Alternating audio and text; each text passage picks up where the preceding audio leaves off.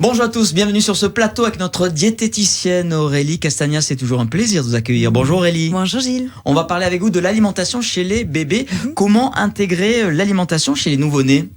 Alors, c'est une très bonne question, Gilles, et il faut savoir que cette alimentation, on commence à l'intégrer entre 5 et 6 mois. Bon, ça dépend quand même des pays, mais en France, c'est entre 5 et 6 mois, en parallèle, bien sûr, du lait maternel.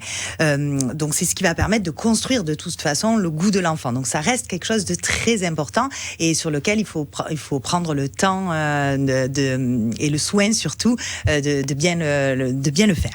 Donc, première chose, on va intégrer une seule saveur à la fois. Pourquoi ? Tout simplement pour permettre à l'enfant de détecter les différentes saveurs, les différents goûts, et surtout pour pouvoir incriminer les aliments qui lui déplaisent, bien entendu. On dit aussi que la couleur des aliments, ça a une importance. Exactement, pour les ça bébés. fait partie, effectivement, ça fait partie de l'importance. Donc, il va falloir mettre de la couleur. Donc, surtout, ne pas hésiter à utiliser des fruits, des légumes de couleurs différentes, la carotte, la betterave, par exemple. D'accord. Et il faut savoir qu'aux alentours des 9 à 12 mois, on peut même intégrer les épices. Donc, par exemple, le curry, le curcuma, ce genre d'épices qui vont donner beaucoup de couleurs et du goût aussi. Piment qui va permettre rouge, Alors, harissa. surtout pas, par contre, voilà, petit aparté, surtout pas de poivre et de piment et de sel. Hein. Oui, on reste que sur les épices. Évidemment. Bien entendu. Et donc ça, c'est très intéressant, comme vous l'avez bien dit, Gilles. Ensuite, on sait qu'on peut réessayer les aliments.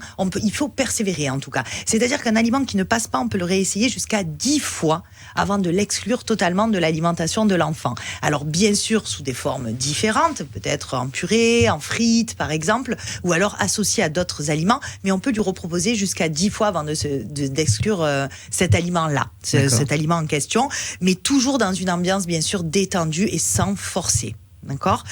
Autre chose, il faut surtout réaliser une progression dans les textures, c'est-à-dire qu'on va passer d'une texture mixée à une texture hachée en morceaux et ensuite complètement solide. Donc ça, c'est assez important pour pas rebuter l'enfant.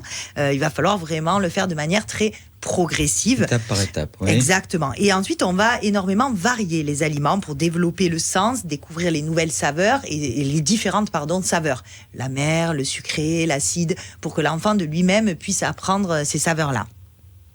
En gros, c'est ces quelques conseils qu'il faut appliquer vraiment au quotidien pour intégrer de manière très douce, en fait, sans forcer.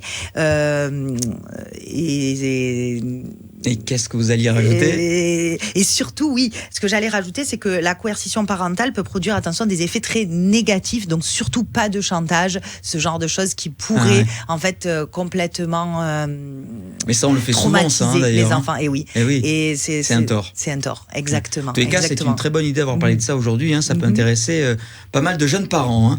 Merci beaucoup, Aurélie, d'avoir été avec nous. Bien, Gilles. On vous dit à très bientôt. On rappelle qu'on peut vous consulter. Vous avez un cabinet du côté des Pennes Mirabeau. Pour ça, on prend rendez-vous sur doctolib.fr, le site de référence. On vous embrasse. On vous dit à la semaine prochaine. À la semaine prochaine. Au revoir. Au revoir.